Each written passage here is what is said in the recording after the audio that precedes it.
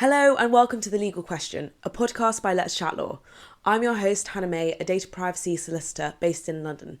And I'm your host, Gabrielle, a pupil barrister based in Leeds. In this episode, we're going to talk about getting into law school.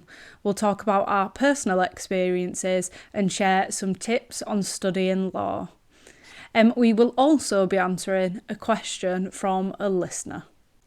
In case you haven't heard about Let's Chat Law before, we hope to provide a safe space for honest conversations about law and enable aspiring and junior lawyers to ask not so silly questions about their legal careers. Since 2020, we've organised online and in-person events for aspiring lawyers all about different career paths, application tips and commercial awareness. We're now a community interest company, and this year we're launching our website and, of course, our podcast. If you want to learn more about our journeys and why we founded Let's Chat Law, you can listen to the first episode, which is out now. So, Gabby, you went straight to law school. Do you want to tell us a bit more about that journey and also that decision? Yes, of course. So I always knew that I wanted to be a barrister. Probably not when I was 2 years old, but let's not go into the conversation about what I wanted to be when I was a child. But I wanted to be a barrister for a long time, or at least I knew I wanted to go into the law. So I studied law at college, and then did the M-Law degree at Northumbria. So the M-Law degree is basically where you do a 4-year course that includes your law degree, your master's, and either your bar course or your LPC. So I always applied for the M-Law degree with the bar course, and I absolutely loved it. I think it was a really good decision. I think I knew that I wouldn't be able to necessarily afford the 12 grand it costs for the bar course separately, and I didn't want to risk not getting, for example, a scholarship, and having to push back the career that I always wanted to go into. So I picked Northumbria for that reason, and I think it's a really good course for people if they know that they want to go down the legal route.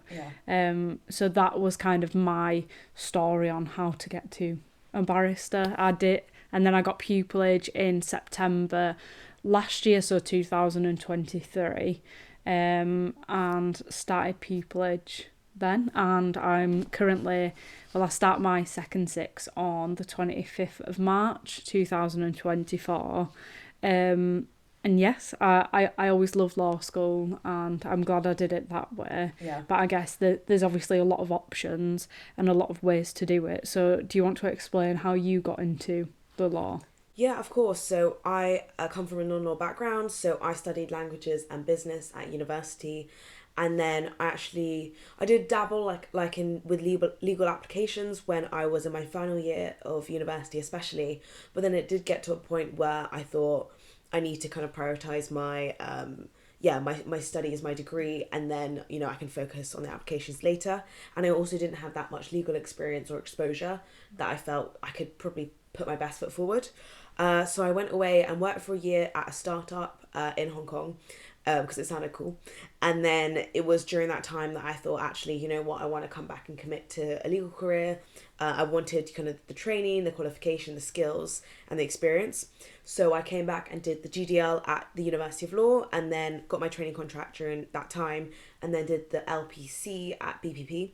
So my experience of law school was probably very different to yours, because mine was like a crash course in the 7 core modules of law, with no optional modules or anything like that. And then the LPC was the same as obviously compulsory modules and so on. So yeah. So why did you decide to go into law after doing a non-law undergraduate course? That's a good question. I think that I wanted to I kind of wanted to do what I wanted to do at undergrad. I wasn't 100% sure I wanted to be a lawyer. I'm going to be honest, it sounded really boring when I was 18. So I wanted to be like a journalist or like someone who does social media marketing or something like that. And then I kind of tried those. I managed to get work experience and internships in those industries. And I realised actually it probably wasn't the career for me. So law kept coming back as the one career that I was like, oh, this kind of matches all my strengths. I'm a very visual based person. So, all the reading and stuff sounded quite interesting. And it just sounded like a really good career. But obviously I did that after I'd finished my degree, and so I have a lot more student debt maybe than you do. And when you talked about, working at the Hong Kong startup, what have you done to really get to becoming a trainee solicitor? Like, what work did you end up doing, and what did you find useful? So when I was working at this startup in Hong Kong, I was basically a project manager. For basically this, we had a software as a service, and we also ran events, like as a complimentary kind of service to the software. And I found those experiences really useful because project management is actually a key skill for a trainee. I feel like we don't talk about that enough. And also I was able to get a lot of client exposure. So I was leading, by the end of my year there, I was leading client meetings with, these Fortune 500 companies, and kind of project managing these projects that they were running, where we got big, important people in, and lots of students and startups involved. So I felt those experiences were really helpful and gave me transferable skills. And obviously I wouldn't have got that job if I probably hadn't done my undergraduate degree of languages and business, because I kind of had a well-rounded discipline, and it helped me get that job. But obviously you always knew you wanted to be a lawyer. Did you, was the apprenticeship route something you considered? Have we touched on student debt already? Yeah. I think, I don't think that was necessarily an option when I started. So I started probably about 5 years ago now. And the option for an apprenticeship for barristers coming in this year. And it's starting to filter in small, more of the bigger chambers. It wasn't necessarily an option for barristers. I know it's more of an option for solicitors, because you get a solicitor apprenticeships. But I think it's a really good idea, and I think it's really great that it's starting to come in more and more for both barristers and solicitors, because again, it's the debt. You don't have the debt, the dreaded debt that hangs over your head all the time. But then you also have the benefit of kind of taking it slower, I think, than others, because it seems to be you work your way up. Day one, you're not expected to actually have all your knowledge because you've not done your studying. Whereas when you go straight into being a pupil or a trainee, you've done your 4 years at university, and you're kind of expected to some extent to have some sort of understanding and knowledge. And then, I know from pupillage, you get 6 months of shadowing someone, and then 6 months of doing it yourself, and it kind of being reviewed and things like that. So a year is like a crash course in basically being a barrister, whereas by the sounds of it, an apprenticeship, you will have the opportunity not only to experience a job but also to study it alongside. So I think that would be quite interesting, and hopefully barrister apprenticeships will come in this year, fingers crossed. That could be that's a really exciting pathway. It definitely, solicitor apprenticeships were definitely not an option when I started university. I guess a quick question for you would be, do you think it matters, we're talking about getting into law school, do you think it matters what law school you go to? I personally don't. However, I think it's difficult. So there are red brick universities where people feel like they're more superior universities in a sense. I know that sounds true, but more. I don't know what the word. So I think red brick are like the old fashioned older universities, more like prestigious ones. Maybe that's a better word. And then I think Russell Group universities. I mean, we use that word. Russell Group basically means they're signed up to a certain standard of teaching and research. So they're supposed to be quite forward-thinking universities. But obviously a lot of lawyers do come from Russell Group or Oxbridge universities. But I think we are seeing more and more firms are actively trying to be more socially mobile and be more aware of that. There are great candidates at other universities. It doesn't just have to be from this special pool. I think it's getting better and better as the time goes on. And one thing that I'll say is, just because you go to a certain university, it doesn't mean that you're limited to where you can apply for. Yes, some chambers or firms will want people from Oxbridge, and they'll want people from certain universities. And if that's the case, I take the viewpoint that let them. Go there, I wouldn't want to go there anyway. I'm happy going to somewhere that wants people that not only, you know, have all these opportunities, but think outside the box and are able to create opportunities for themselves. Yeah, and more diverse kind of maybe thinking and backgrounds and so on as a result. Yeah. Definitely, I think that's really important, and it's all about kind of, you know, finding something that you enjoy and that makes you stand out from the group. Yeah. And just because you haven't gone to a certain university or haven't had a certain standard of teaching doesn't necessarily mean you aren't the best candidate for the job. You know, I went to Northumbria University, and that's not a red brick university. And I was also quite cautious. And I did work experience at Chambers, and they was also cautious that I'd not gone to Oxbridge or anything like that. They took the viewpoint that the better candidates came from Oxford or Cambridge. Yes. And then I took the viewpoint that I would not want to go to that set because it's just not right for me. And I think, again, luckily with the set that I'm at, or the chambers that I'm at currently, you know, they're very happy for having different candidates. They're known for having that. And, you know, the more senior members also haven't gone to Oxford or Cambridge. That's not good, all of them. You know, they all have different backgrounds, and I think that's really important for me because the set or the chambers that I'm at currently, they are not just the same type of people. There are a range. And I think when people are applying, you've just got to be considerate of that. You know, have a look at the chambers or firm's website, have a look at who they have, and who they've hired in previous, you know, years and months, and see if they fit kind of your characteristics, and think about, you know, gender, ethnicity, socio-economic background, and then make your decision from that. I don't know, that's how I did it. I don't know if that's the same for you. Yeah, I agree. I think especially with universities, I do think that sometimes universities obviously will have proximity to like law firms and so on, so I think that is an important consideration. But also, you know, there'll still be the same opportunities at all, you know, like if it's a good university, they'll still have the same career opportunities, they'll still have a law society probably run by students, and in some ways, I guess, going to a slightly less popular or well-known university, you might actually be able to be more proactive or take a more active role maybe in student life and so on. And there's you know, less, I don't say less competition, but I know, for example, Bristol Law School is like very well known, but I'm sure there are probably hundreds of people that stand for, you know, election in the Student Law Society, whereas maybe if you were at a lesser one, you know, you might have more opportunity to get involved and so on. So it's just, something to consider. And I know that I chose to go to the University of Law and definitely University of Law. My law firm chose BPP, but I chose to go to the University of Law mainly because it made financial sense. I didn't want to study in London because that was an extra like £5,000 or something ridiculous just for the pleasure of studying in London.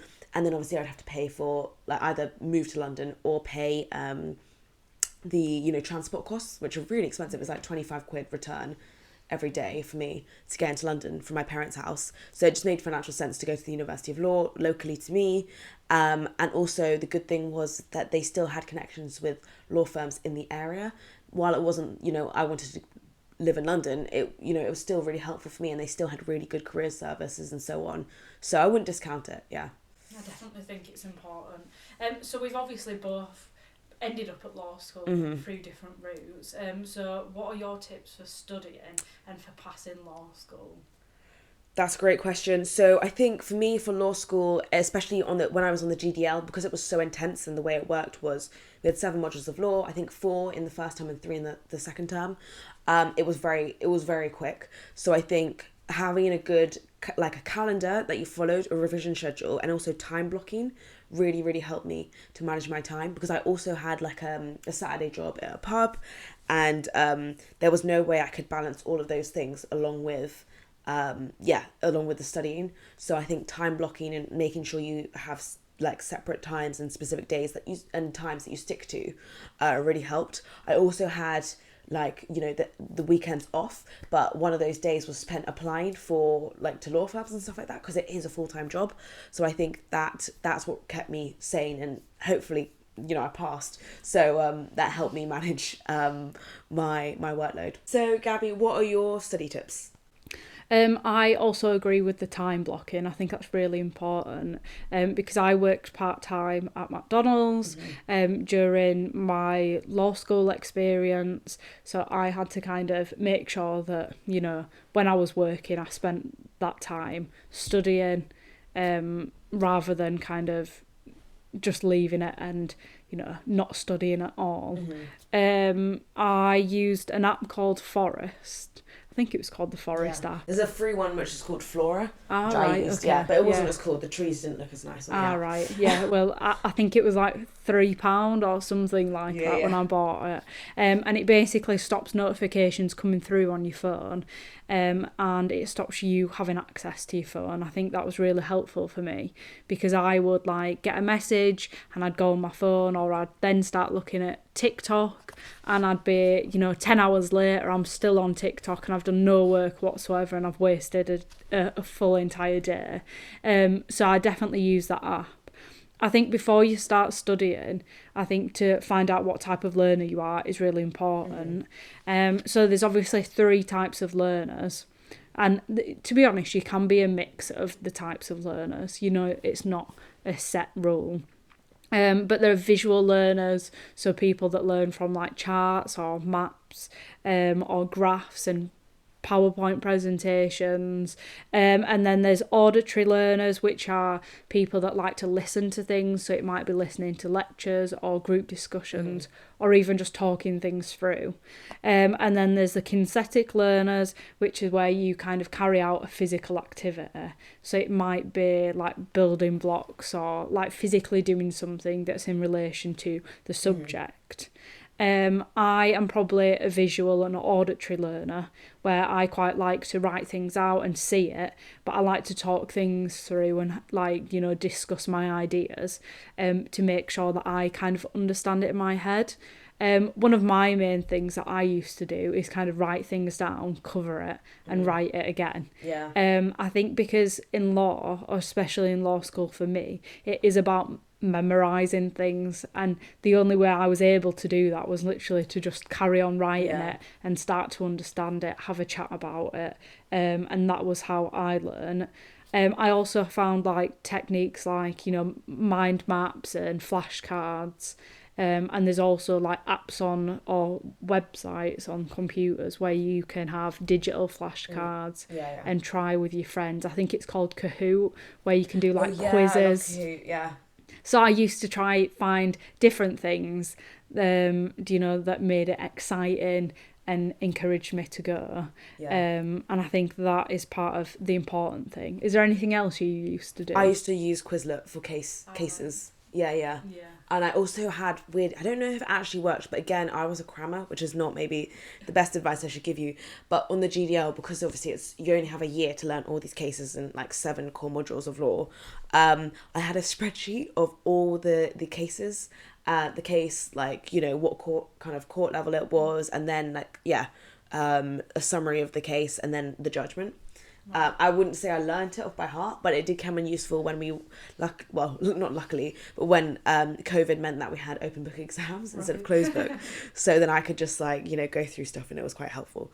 That I think you've got some pretty succinct tips there. So yeah. Moving on to the next section, which is the silly question segment. We include this in every podcast episode as a way to kind of answer a listener or people from the Let's Chat Law communities their questions. If they feel that they're too silly or they don't have anyone else to ask, we're going to try and answer them for you. So the question today is, should you choose a law degree or the GDL/conversion course route? What do you think? I think it's difficult, because I think if you know that you want to go down the law route, I would obviously say pick the law degree, because that shows that you are, committed to law throughout your university experience. And I think especially for the bar course, like, barristers want you to be committed to being a barrister, and you need to show your passion and commitment to the career. But I think sometimes people will say, you know, if you want to do law, you're going to be doing law for the rest of your life. Yeah. So do something that you actually are interested in, like maybe history or something that's somewhat related, and then do the conversion course. I think the benefit of a law degree is, in general, it's normally quicker because you are obviously doing your 4 years, Yeah. and you're not having to do the conversion course or anything like that. And I think that's, I guess, important if you want to, you definitely know you want to do it and you go all the way through, like I did, for example, straight away. And now I started pupillage at 23. Do you know, whereas some people, if you end up doing different things, it can mean that you're starting later on in life. Yeah. And then I also think sometimes it can be more financially beneficial, in the sense that you are just doing your 4 years. The difficulty there is that when you do your bar course, normally, if you don't go to Northumbria, you have to self-fund it. Yeah. So I think, in general, that can be obviously complicated for some people and difficult, but there are scholarships available, and other ways to kind of get around that. But I think that would be my perception on it. What's your viewpoint? No, I think that's a really good point. I think the main issue nowadays, especially it's so front and center, is the financial aspect, the financial decision. I didn't know I wanted to be a lawyer. Like, it was floated, but I thought it was really boring. And, you know, as I said, there were other career options that I wanted to do and instead try out. And I think that, yeah, if I'd known I wanted to be a lawyer at 18, I would have probably just done that. Or obviously, if legal apprenticeships were available, I would have done that instead. But I do think that, it is probably mainly a financial decision these days that we have to think about.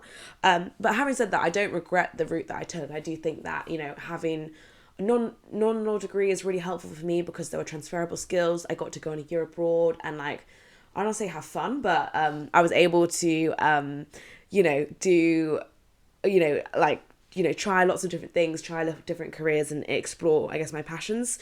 Whereas I feel like sometimes law school, don't know if you found this, it can be super competitive and you're very much in your own bubble of, like, everyone's got to get a training contract by, like, second year of university, which is just not how it normally works for most people. Whereas I think coming in from an outside perspective, being a little bit older, I was able to really, know what I wanted in terms of the law firm I was applying for, know kind of, the practice areas, or whether I wanted to be a solicitor or barrister. I knew myself a little bit better. But yeah, also going back to the financial decision, and also it just takes longer. But I think the important statistic to know is that the average age of qualification as a solicitor is 29 years old. So that's quite reassuring, hopefully, to most listeners, that there's no rush, I think. And obviously with the SQE coming in, and obviously we still have Silex as well, those routes mean that, there are it's hopefully going to be a little bit easier to qualify. And hopefully more financially, I don't know if it actually makes financial sense personally. The SQE is another episode, but hopefully it just means it's easy to spread the costs, I guess. I think it's dependent on the person and dependent on the individual, and you guys will just have to assess that and decide which one is right for you. But don't feel like if you go down one route and you regret going down a certain route, that you are unable to do what you want. So, for example, don't feel like if you decide to do an English degree that you will not be able to go into the law, and people won't think that you're committed. That's not the case. Your individual journey is really important. And if you're able to explain your individual journey and say how you got from A to B, I think that actually is nicer to hear rather than just, the same typical story. Everyone's different. Yeah, agreed. And I think if you're already listening to this podcast and you're in your A-levels, you probably do have a demonstrated interest in law if you found this on the internet, so maybe that's pointing you in a certain direction. Who knows? Definitely. Amazing. Well, thank you so much for listening to this episode. The next episode, which is episode 3, will be about barristers versus solicitors. So me and Hannah are going to fight on that show. Yeah, we'll get our boxing gloves out. So definitely tune into that. Our silly question for next episode is, are robots going to take our jobs as lawyers? So that's definitely up and coming, and I'm very interested to see how we answer that. So please do tune in for that. You can find Let's Chat Law on Instagram, LinkedIn, TikTok, and also on our website where you can sign up to our newsletter. Thank you to Betty Maxine Onwuteka, Elif Mutlu, Srinity Murugeshan, and Josh Gawthorpe for editing and producing this episode. Thank you very much for listening, and goodbye.